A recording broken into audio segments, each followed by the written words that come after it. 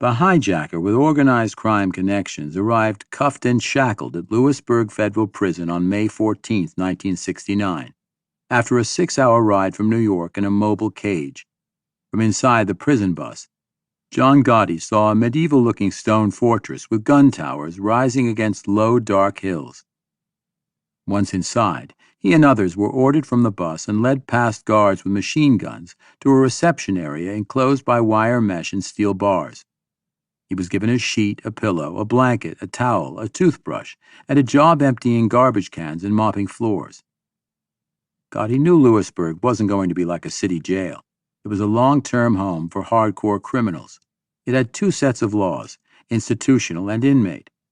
The trick was not to offend either and do your time as peaceably as possible. At least he would have some company. His Goomba, his good friend Angelo Ruggiero, had been sent to the same prison, and so had a heroin dealer named Anthony Rampino, who would become, later on, Gotti's chauffeur, or John's man, as Tony Roach Rampino described himself. At the time, 2,000 men were incarcerated at Lewisburg, including many big-time family men from the crime capital. The biggest mobster was 5'3" Carmine Galante, the fiery 57-year-old boss of the Bonanno family, who was doing heroin time after deciding that the Appalachian drug ban didn't apply to him. The prison had 1,200 black inmates, but the 400 Italians were more unified and thus dominated prison life. Mafia Row extended its umbrella of protection and influence to all prisoners of Italian descent, especially those with family ties. It introduced them to the prison's underground economy, its bookmaking operation, its network of friendly hacks who could be counted on for favors. They might even get invited to Club Lewisburg, a room where Galante and others played cards, ate purloined steaks, and drank liquor hidden in aftershave bottles. Another Lewisburg inmate, former International Brotherhood of Teamsters president Jimmy Hoffa, had designated Club Lewisburg as Teamsters 865. Outside prison, Galante was ill-tempered and ruthless. But inside, he did not allow fighting. Everyone was expected to keep their cells clean and the noise level down. Gotti spent the summer on the sanitation crew, but in September he was transferred to the yard detail, a sign he was moving up fast in prison prestige. He began putting on extra muscles by pumping Lewisburg iron. In October, Gotti was driven back to New York to stand trial in the state's hijacking case pending against him in Queens. If convicted, he might have to go directly to state prison once his expected 30-month Lewisburg tour was over. The federal velvet touch caper was still hanging over him, too. Gotti was kept in the Queens House of Detention as jury selection began. Once again, Michael Coiro was his attorney, and after the jury was seated, Coiro once again came up with a deal Gotti couldn't pass up. Gotti would plead guilty and would get no additional jail time. For several more years, Michael Coiro would often demonstrate an amazing touch with the officials in Queens. Feeling fine, considering, Gotti rode back to Lewisburg and Mafia Row and settled once more into the abnormal routine of prison life. He had more than 2 years to go, 2 more years with some of the most incorrigible criminals in America. In Washington, D.C., people were trying to figure out what to do about such men.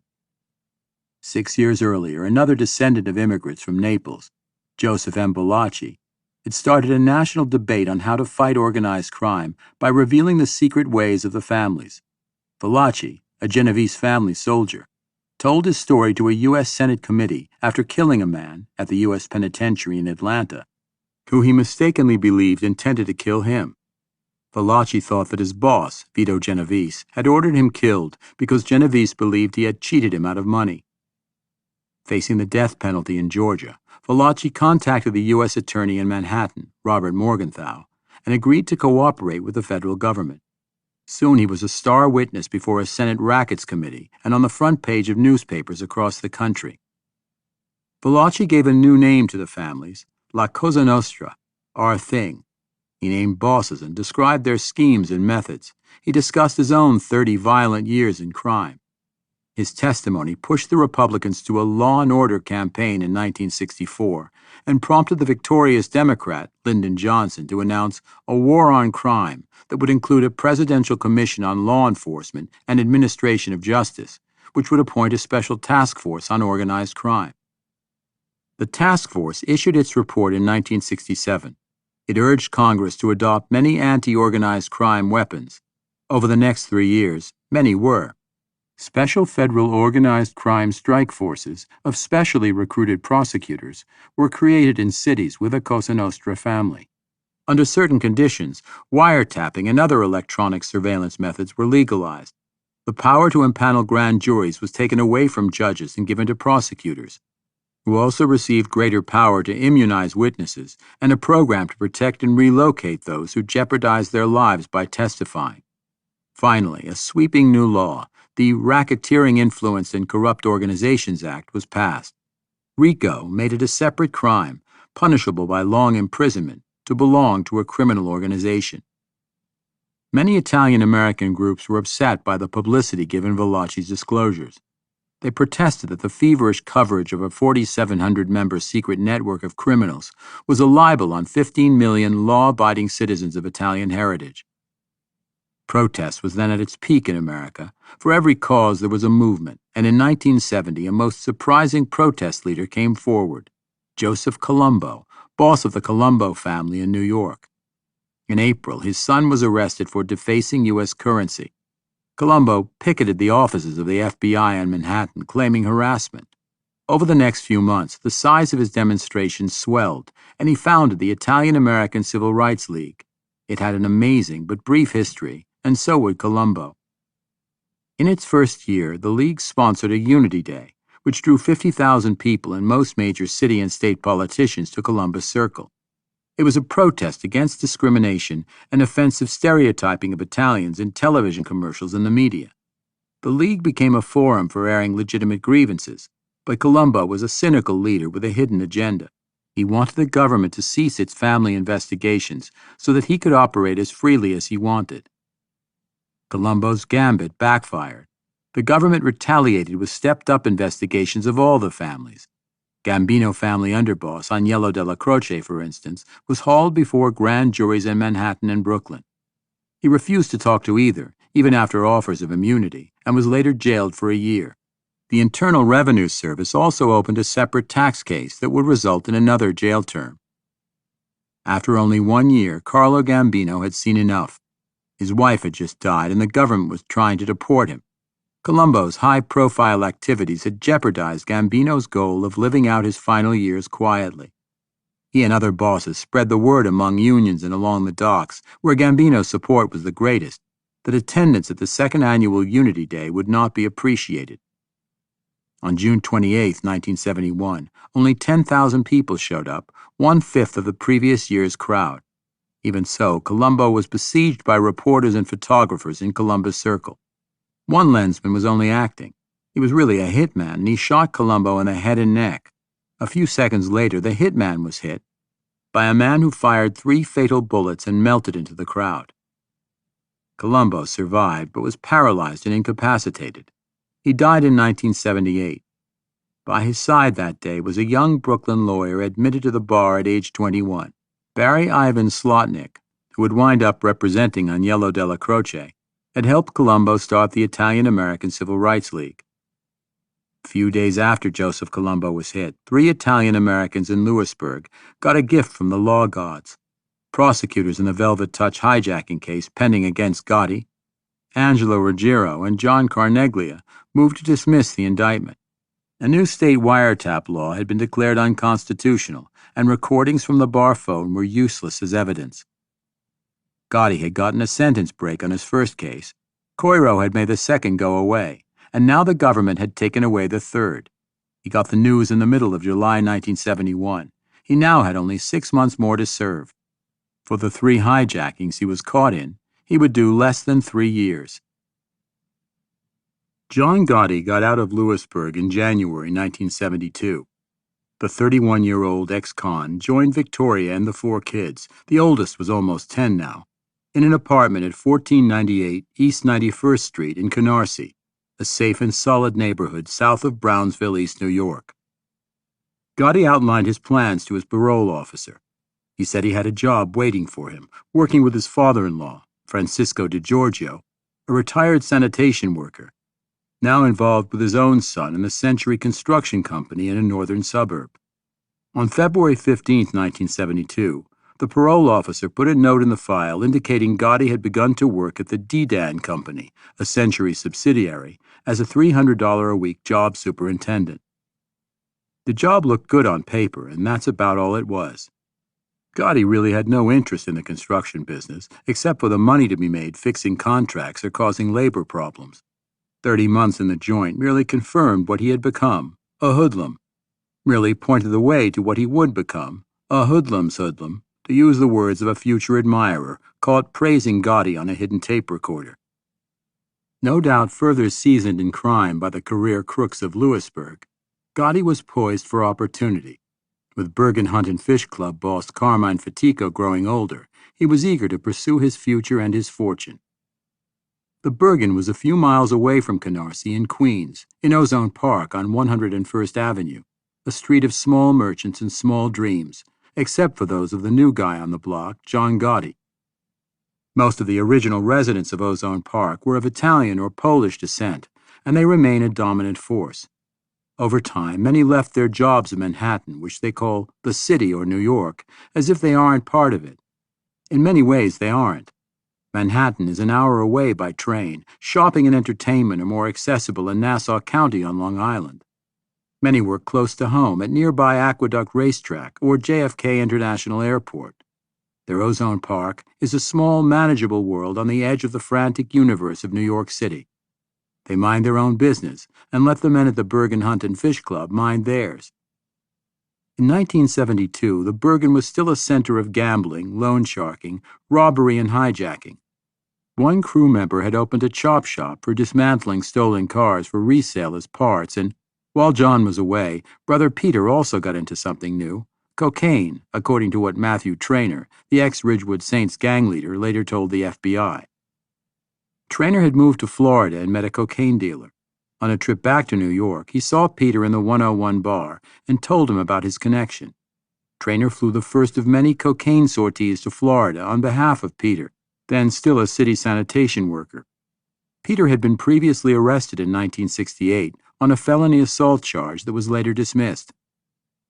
In time, Traynor said Peter began to direct him to a different source, a man later identified as a major southern Florida dealer with family connections. Traynor said he usually delivered the cocaine to Peter at the Bergen or the 101 bar. Usually he was paid over $500 for smuggling the coke, but once Peter rewarded him with $200 and a stash of barbiturates, 500 Tuinol tablets. Traynor didn't complain about the smaller fee. He also had brought back 50 .25 caliber handguns and was having no trouble selling them in Queens bars. Although he placed Gene as being present at this transaction, as well as another, Traynor never put John Gotti in a room where drugs or cash were passed, though he did say he believed John knew what was happening. This was the first of many conflicting stories about John Gotti and drugs. He would never be charged with a drug crime, though in 3 different investigations he would be named in connection with drug dealing. He would preach against it to younger associates, but close around him, older associates would get into trouble over drugs time and time again. Source Wahoo would say Gotti was not involved in drugs. The other FBI informer, Source BQ, would say he was, in a big way. As an ambitious man, Gotti knew he had to appear faithful to the no-drugs policies of Gambino and later Castellano. If his faith was genuine, he can at least be said to have looked the other way, many times. It was not in John Gotti's nature to look the other way. One night, 4 months after his release from Lewisburg, John, Peter, and their father were in the Crystal Room, the bar that Traynor said Gotti partly owned. A likely bar topic was the sensational murder of Joseph Crazy Joe Gallo a few days before at Umberto's Clam House in Little Italy. The victim was the reputed operations director of the hit-on Joseph Colombo, the surprising Italian-American civil rights leader, and doubtless it was Colombo's friends who took their revenge with machine guns. On this night in the Crystal Room, a patron began arguing with the barmaid, and Gotti intervened. Cops were called, and he was arrested and charged with menacing and public intoxication. As he was booked in the 75th Precinct Station House in Brooklyn, he used an alias for the first and only time.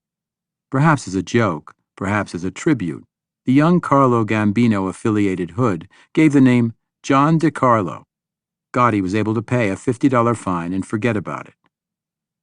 Besides the Crystal Room, another place Gotti now favored was the Sinatra Club, a storefront on Atlantic Avenue near 87th Street in Queens.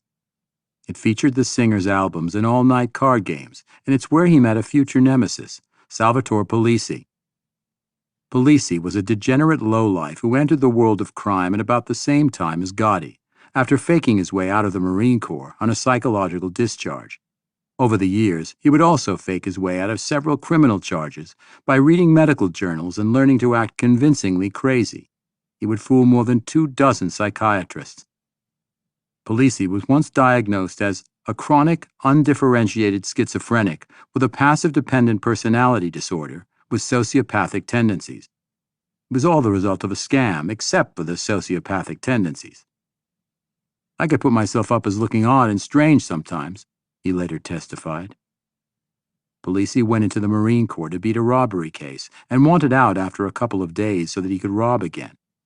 He received a sizable, completely fraudulent disability pension for many years. He stole tape players from cars, robbed gas stations, and carried around a blue box to cheat on his telephone calls. When Gotti met him, Polisi had become associated with the Colombo family through a bookmaking operation he and his uncle operated. Polisi bragged about conning the Marine Corps, and so he became known on the street as Sally Ubats, the last name a slang rendering of pazzo, crazy.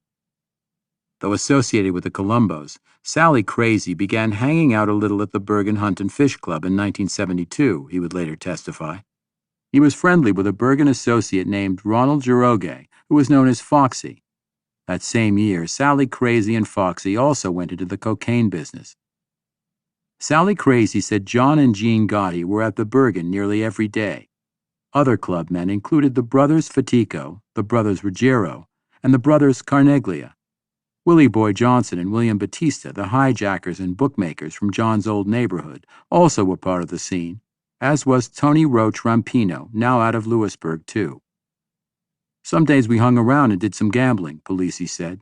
"There was other days we conspired to commit crimes." Polisi said it was clear who at the club had power and respect.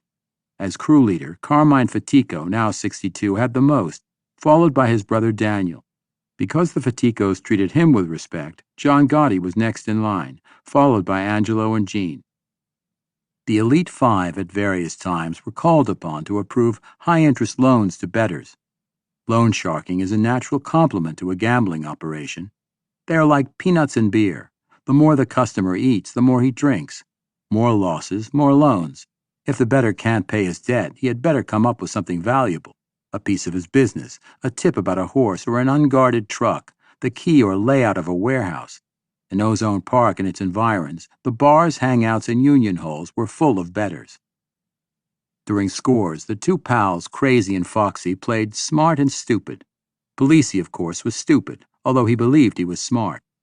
That spring, they heard about a hijackable truck. As they were with different families, permission from spokesmen for each was needed.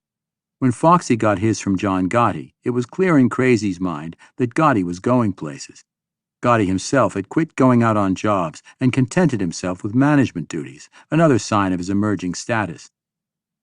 A dispute over the proceeds of a hijacking also showed Gotti rising fast in the Bergen world. Gotti had teamed up Crazy and Foxy with a man who had inside knowledge of a fur shipment, and when the furs were fenced by Angelo and Danny Fatico for a price Polisi thought unfair, Gotti told him, "Tough, you gotta take it." A few months later, the FBI heard of this hijack from Source Wahoo. It was apparent then why Polisi had complained. The FBI valued the load of 5,577 mink and muskrat pelts at $100,000, but Polisi and Foxy got only $4,500 each. In May 1972, Gotti benefited from Carmine Fatico's misfortune. Fatico was indicted in Suffolk County, Long Island, on loan sharking charges.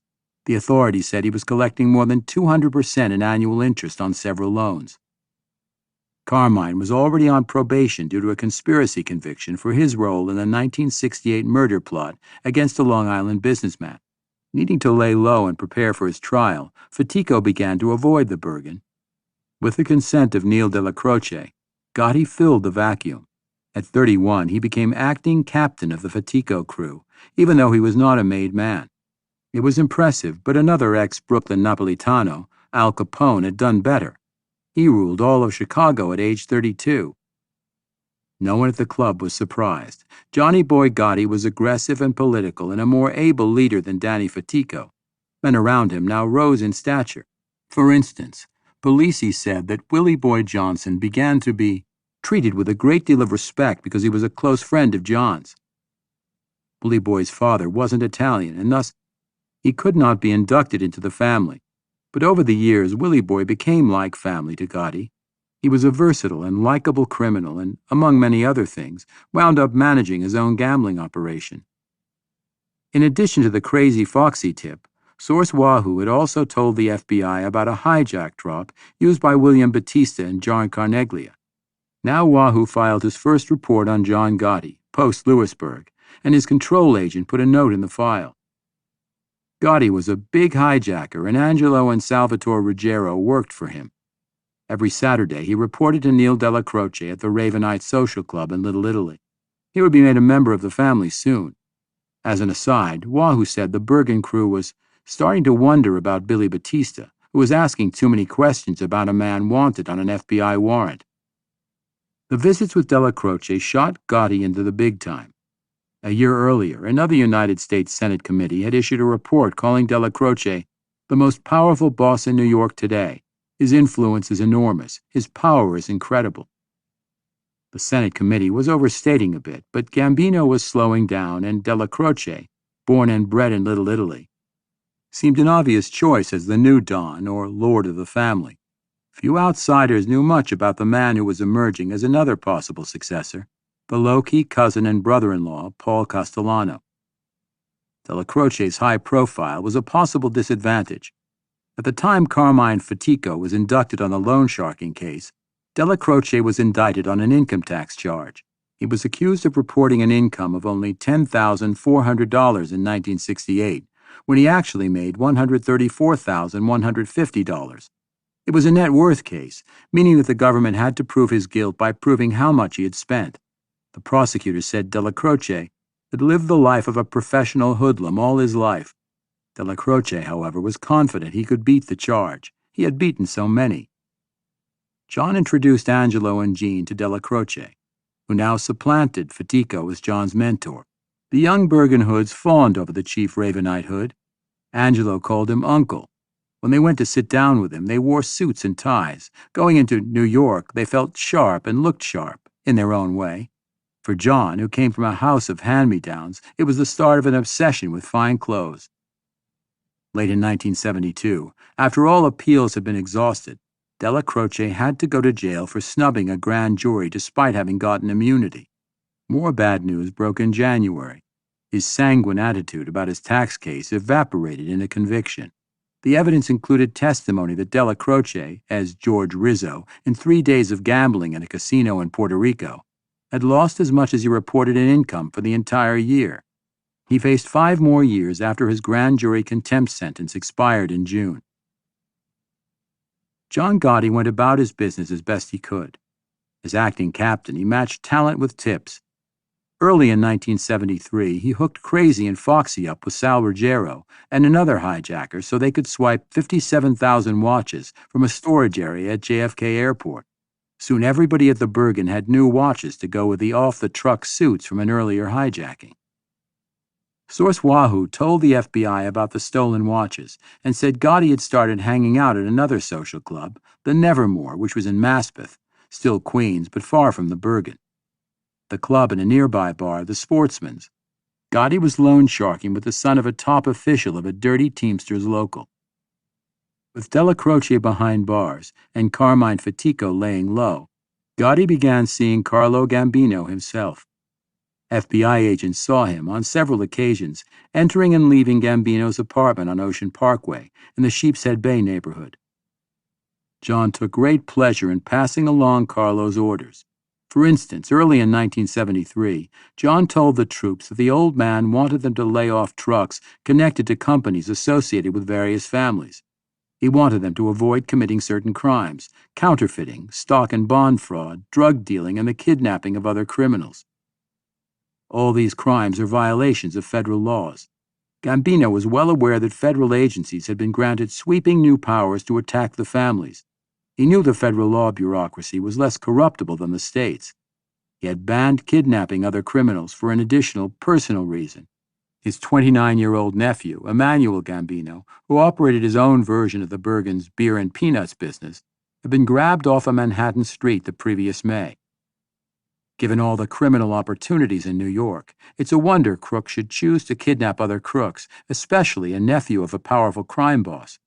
But at the time, at least 2 gangs of kidnappers specializing in bookmakers and loan sharks were prowling around card games and after-hours bars. Emmanuel Gambino's kidnappers contacted his wife and demanded $350,000. She collected about $100,000 from relatives, turned it over to an unknown person, and waited for her husband to come home. He never did. On January 26, 1973, he was excavated from the grounds of a federal ammunition depot in New Jersey, a bullet in his head. James McBratney, age 32, was not a part of the Gambino kidnap scheme, although some people may have believed it. He was a large, ruddy man who belonged to another gang. Unlike the first gang, whose members were all Irish, McBratney's gang cut across ethnic lines.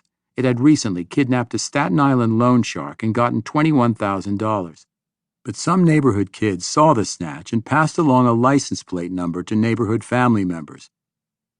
McBratney and his partners soon learned they were wanted, but not by the police.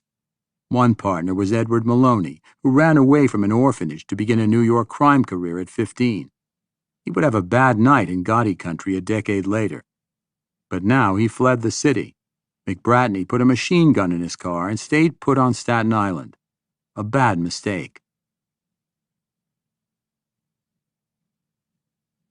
About 11 p.m. on May 22, 1973, John Gotti, Angelo Ruggiero, and another Gambino aspirer, Ralph Gallioni, entered a homespun tavern on Staten Island called Snoop's Bar and Grill.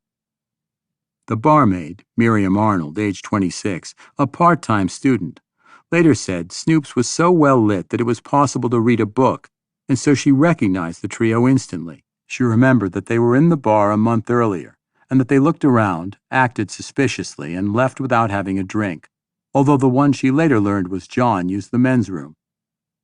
This night, they were preceded by a few minutes by a large, fair-skinned man who sat at the bar next to a regular customer. Lawrence Davis, age 29, a mechanic. The barmaid didn't know Jimmy McBratney, who had left his machine gun outside, but when he ordered his drink, she said it sounded like he had a bad cold.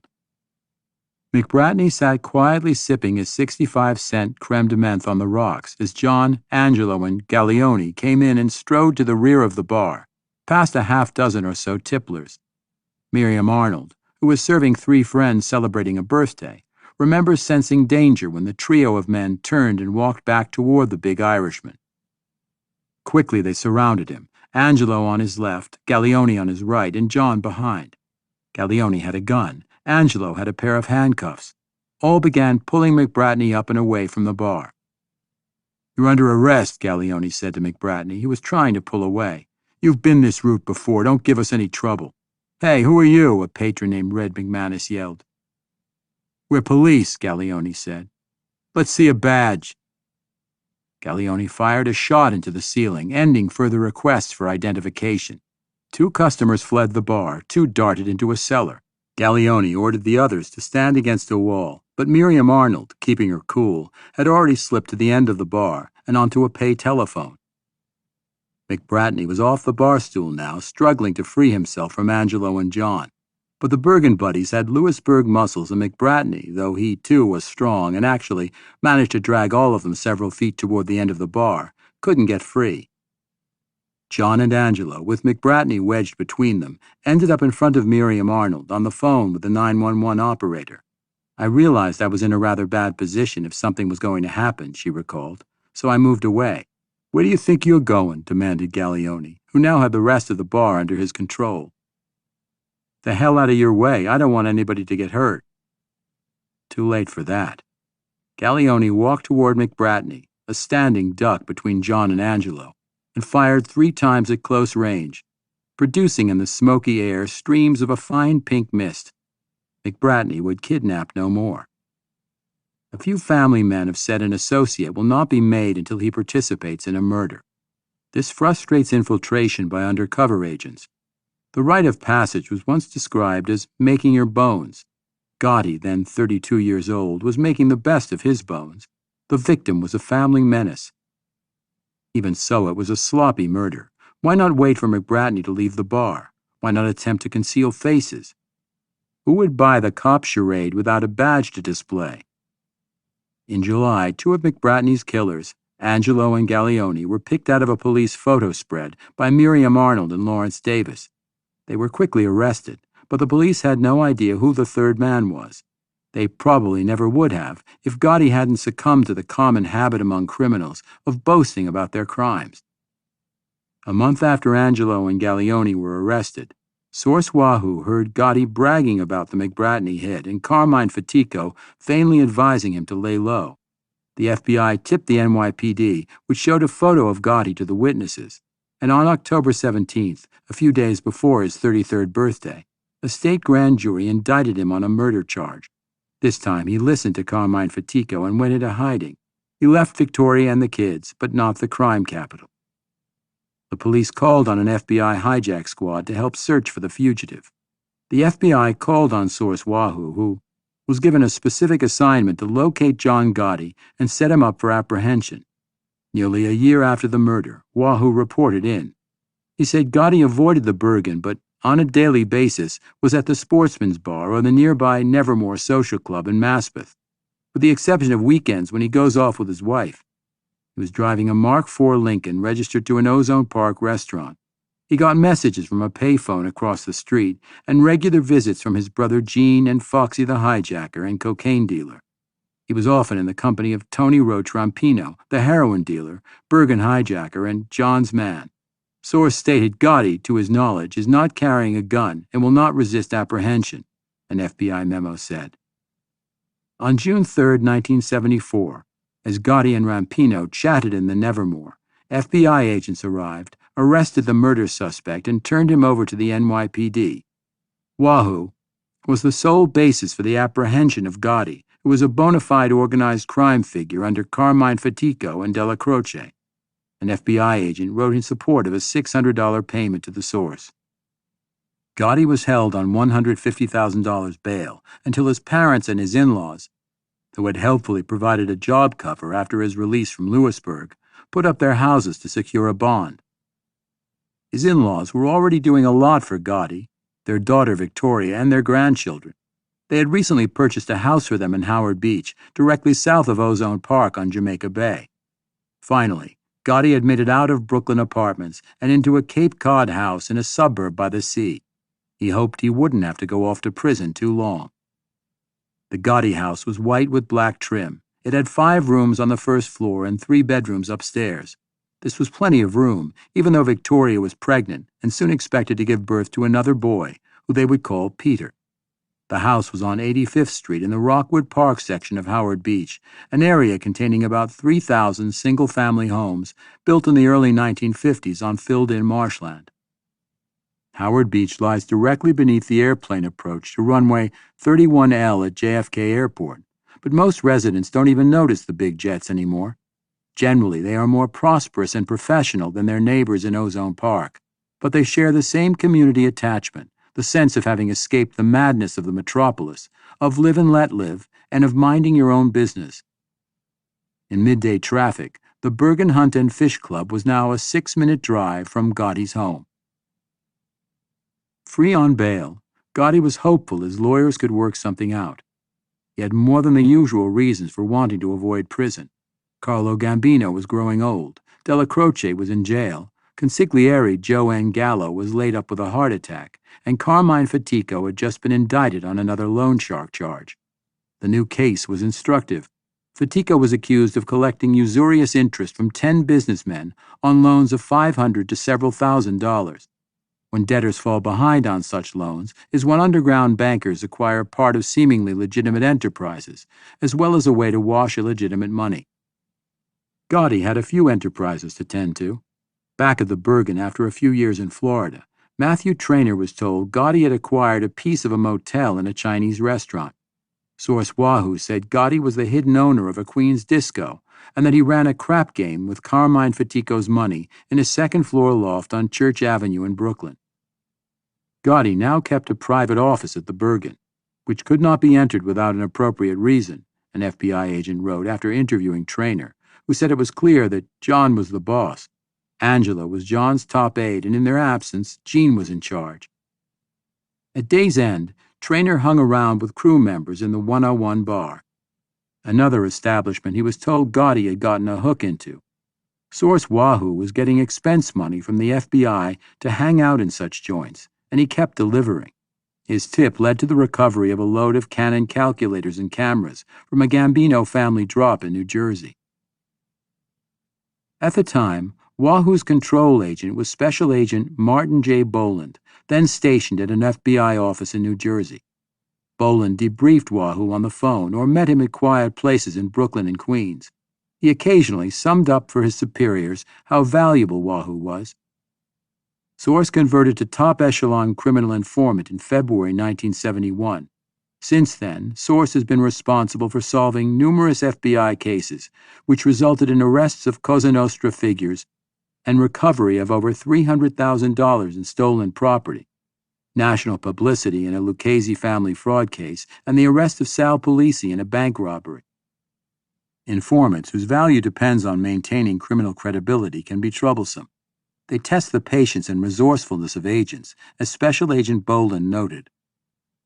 Case agent has handled this informant single-handedly, has had to contend with the informant being arrested for counterfeiting, receiving stolen property, and armed robbery. The above arrests and informant's activity within the underworld has presented problems which Agent Boland has handled efficiently without recourse to higher bureau authority. It is noted Agent Boland received a letter of commendation in a fraud case for handling liaison with the Brooklyn District Attorney. Matthew Traynor acted as a wheelman in several hijackings, pulled by the Bergen crew after his return from Florida. One of his drinking companions was Tony Roach Rampino, a gangly man with sinister eyes, hollow cheeks, and pockmarked skin who favored sharkskin suits and gaudy ties. Rampino was a worker bee in the Bergen gambling games. He also collected loan shark debts. He boasted that his menacing appearance accounted for his successful collection rate. He told Traynor that Gotti helped kill the Irish guy for the little big man Carlo, and that everyone in the crew benefited. "We're going to take over everything someday," John's man added. Rampino advised Traynor to tell businessmen who needed money to see John Gotti, as the acting Bergen boss wished to go legitimate. This was after Rampino returned from Canada with money he collected for Gotti from the Greco brothers. Rampino wanted to get close to the brothers. "They're big dope guys," John's man said. Many years later, Angelo would get close to one of the Greco brothers. It was on a big heroin deal that caused grave problems for the family within the family. Traynor was told by another Bergen associate that Jean Gotti might be dead had it not been for John. Jean had gotten into a dispute in a Manhattan bar and slapped around a relative of a Gambino captain who threatened mayhem. John stepped in and restored everyone's dignity with negotiated regrets about the misunderstanding. The older Hoods liked the younger Hood. He was capable and respectful, even if sometimes a little too outspoken and aggressive. Della Croce will sponsor Gotti to Cosa Nostra membership when Gambino opens the books. Gotti is a well-respected hoodlum and has gained much stature since the killing of McBratney, Boland wrote after another Wahoo chat. Gotti no doubt was disappointed that Gambino had closed the membership book and was making men only when members passed away. Carlo was worried about adding men affiliated with Della Croce, who would surely want to take over once Carlo was gone. He also wanted to keep the family a manageable size and was wary of initiating an informer or anyone connected to drugs. At the time, the family was said to include 500 made men and 1,000 more associates, making it far and away the nation's largest. Although Carlo was keeping Gotti waiting, FBI informers were saying that around the Bergen, the acting captain would refer coyly and mysteriously to special favors that the old man had called upon him to provide. He didn't get specific about the favors, an FBI agent said. He let them use their imaginations. A story going around in Queens bars that the FBI later heard had Gotti killing a man and chopping off the victim's head and storing it in a hat box in a refrigerator. Gotti got credit in the minds of some crew members for hits he did not do. But a story like that, even if it isn't true, embellishes a guy's reputation, the agent said. It helps build a mystique. The police and the FBI were not always able to sort out all the details, but at the end of some tales about Gotti and his crew, they found dead bodies.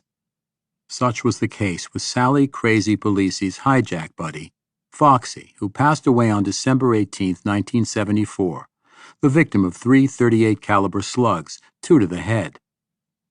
4 years after the fact, Traynor talked to the FBI and to Queens Detective John Daly about Foxy's murder. He said the Gotti brothers were angry at Foxy for skimming hijacking proceeds, and he was asked to drive 2 Bergen associates to Foxy's apartment in nearby Howard Beach and wait in the car while they went inside. They returned in a few minutes. "I guess we'll have to go to Foxy's funeral," one said. Traynor had heard no shots, and the man didn't elaborate, but 3 days later, Traynor was in his Cadillac with Richard Gotti, driving to Foxy's funeral.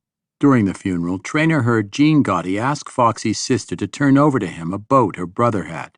She later did. Traynor said crew members decided to concoct a story and pin the murder on one Tommy DeSimone, yet another hijacker who preyed on the JFK airport, as a member of a gang associated with the Lucchese family capo, Paul Vario. Traynor would give this version of Foxy's death to federal agents again, essentially the same way, in 1986. In between the two stories, sources Wahoo and BQ insisted to the FBI that Tommy DeSimone, aided by his brother-in-law, did in fact kill Foxy over a girl, not money. The girl would not talk to the police about it, but she did tell Gotti, and he swore revenge. Sally Crazy heard of Foxy's demise as he began an 8-year stretch in Lewisburg Federal Prison. Angela was then on a return visit to Lewisburg for another hijacking. A fellow inmate was convicted hijacker John Carneglia, and he told Polisi that Foxy was killed by Tommy DeSimone.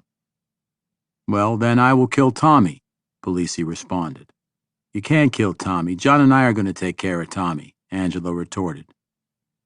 In January 1979, not long after he got out of prison, not long after he was suspected of taking part in a stunning armed robbery, the theft of nearly $6 million in untraceable dollars from a Lufthansa German Airlines vault at the airport, Tommy DeSimone, who had gotten over the girl who fell for Foxy and married the daughter of a Gotti crew member, disappeared and was not seen again. His brother-in-law, Joseph Spione, had disappeared earlier. Source BQ gave a chilling description of how Spione was dispatched. He said Spione was beaten with bats and dismembered by 4 crew members in the back room of the Bergen. The pieces were placed in several plastic bags and dumped in the ocean. With regard to DeSimone, BQ gave a chilling account of Gotti's use of his power. He said Gotti ordered DeSimone's father-in-law, crew member Sal DeVita, to set up his son-in-law by bringing him to a street corner where 2 other crew members were waiting in ambush. The 2 gunmen were John's man, Tony Roach Rampino, and Michael Rockefort, an eventual cocaine dealer. Source BQ said Rampino and Rockefort waited for 5 hours before deciding that Sal and Tommy weren't coming.